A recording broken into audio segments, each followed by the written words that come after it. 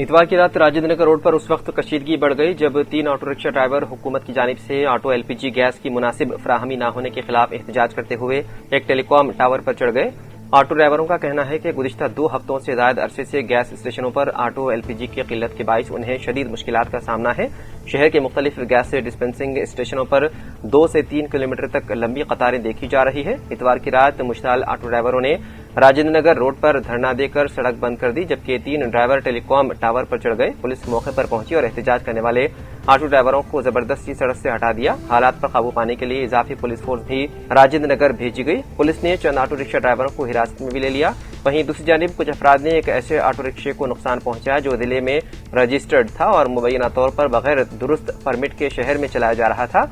शहर के auto driver पहले ही जिले में रजिस्टर्ड ऑटोज के शहर में चलने के खिलाफ एहतजाज कर रहे हैं और इस मसले को हुकूमत के सामने भी उठा चुके हैं।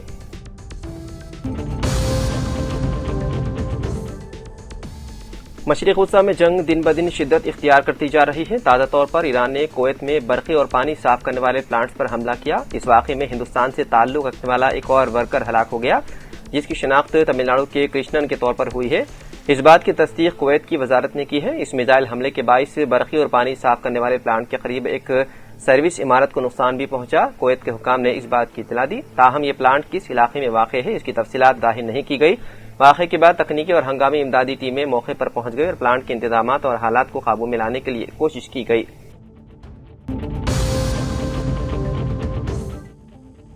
तेलंगाना हुकूमत का अक़लियती तलबा के लिए बड़ा फैसला, स्कॉलरशिप और फीस रिइंबर्समेंट स्कीम पर अमल दरामद के अहकामात जारी। तेलंगाना के महकमे अक़लियती बहबूद ने रियासत के अक़लियती तलबा और तालिबात के लिए स्कॉलरशिप और फीस रिइंबर्समेंट स्कीम के तहत नए अहकामात जारी किए हैं। इस सिलसिले में मेमो नंबर 9335 साल 2016 मौरिखा 5 मार्च साल 2026 जारी किया गया, जिसमें तालीमी फरोग के लिए मुख्तलिफ सहूलियात फराहम करने की हिदायत दी गई। जारी करदा अहकामात के मुताबिक स्कूलों, कॉलेजों, टेक्निकल इदारों और यूनिवर्सिटियों में ज़ेर तालीम अक़लियती तलबा को माली इमदाद फराहम की जाएगी। इसके अलावा तलबा को स्कॉलरशिप और फीस रिइंबर्समेंट की सहूलत भी दी जाएगी, जबकि पेशे वाराना कोर्सेज जैसे MBBS और इंजीनियरिंग में ज़ेर तालीम तलबा को तरजीह हासिल होगी। हुकूमत ने वादे किया है कि सरकारी के साथ साथ मंजूर शुदा निजी तालीमी इदारों में ज़ेर तालीम तलबा भी इस स्कीम से इस्तेफादा कर सकेंगे। लड़के और लड़कियां दोनों इस सहूलत के अहल होंगे और स्कॉलरशिप की रकम बराह रास्त तलबा के बैंक खातों में मुंतकिल की जाएगी।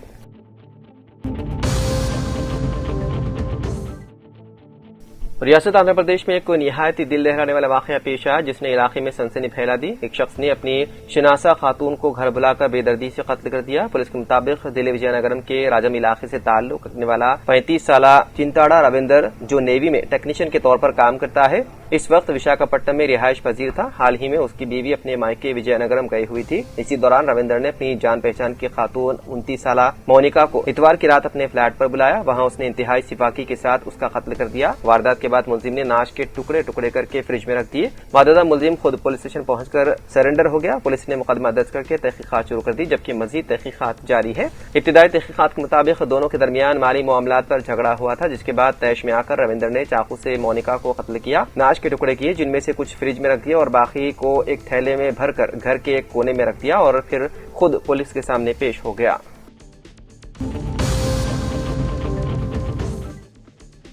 तेलंगाना में जारी हफ्ते गैर मौसमी बारिशों का इम्कान है। महकमे मौसमियात की पेशकियासी में कहा गया है कि इतवार को गर्मा की शिद्दत में इजाफे के बाद 30 मार्च से मौसम में तब्दीली के आसार हैं और इम्कान है कि 30 मार्च ता 3 अप्रैल दोनों शहरों और बेशतर अदला बिलखुसूस शुमाली तेलंगाना और जनूबी तेलंगाना अदला में गैर मौसमी बारिशों का सिलसिला शुरू होगा। खानगी माहिरीन की पेशकियासी में कहा गया है कि 30 और 31 मार्च को तमाम अदला में शदीद बारिश का इम्कान है और ज़ालाबारी के मुतालिक भी पेशकियासी की गई है।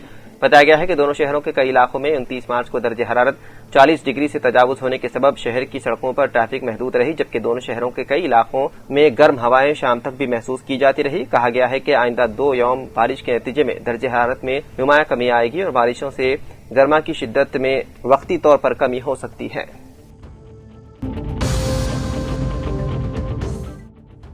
تلنگانہ حکومت نے موسیٰ ندی ترقیاتی پروجیکٹ کے تحت پرانا پل کے قریب ایک عظیم الشان مسجد کی تعمیر کا منصوبہ بنایا ہے جو اسلامی طرز تعمیر اور شہر کی قدیم تہذیبی وراثت کا منفرد امتزاج ہوگی۔ حکومت نے موسیٰ ندی کے اطراف کے علاقوں کو ترقی دینے کے ساتھ مسجد، مندر اور گرجا گھروں کی تعمیر کا فیصلہ کیا ہے۔ حکومت سے مسجد کا مجوزہ ڈیزائن جاری کیا گیا۔ مسجد کے ڈیزائن میں یورپی ہم آہنگی، ترکی گنبدوں اور مدینہ منورہ کی روحانی دلکشی سے منصوبے کو قطعیت دی گئی ہے۔ حیدرآباد کی تاریخ کی جھلک بھی مسجد کے طرز تعمیر میں نمایاں رہے گی، جس میں آصف جاہی عہد کی نفیس طرز تعمیر کو شامل کیا جائے گا تاکہ ماضی اور حال کے درمیان ربط قائم ہو سکے۔ مسجد کو صرف ایک عبادت گاہ کے طور پر نہیں بلکہ ایک فعال ثقافتی مرکز کے طور پر سرگرم رکھنے کا منصوبہ ہے۔ اس کے علاوہ مذہبی اشیاء جیسے قرآن مجید، جائے نماز و دیگر اسلامی ضروریات کے لیے مخصوص مارکیٹ قائم کی جائے گی۔